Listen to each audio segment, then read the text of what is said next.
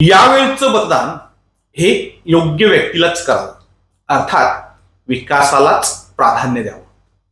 आपल्या विधानसभा मतदारसंघामध्ये एकूण किती उमेदवार उभे आहेत ते पहा.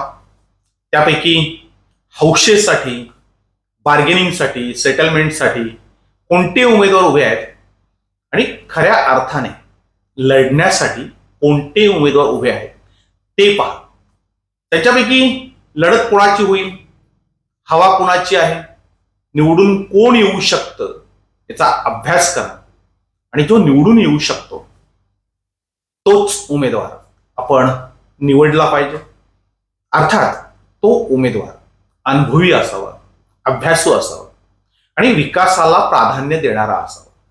जे उमेदवार निवडून आल्यानंतर, तो आमदार झाल्यानंतर जर आपल्या भागाचा विकास करणार असेल तरच त्याला मत देणं गरजेचं आहे. म्हणजे आपलं मत हे अमूल्य मत हे आपण आपल्या विकासासाठी देऊया.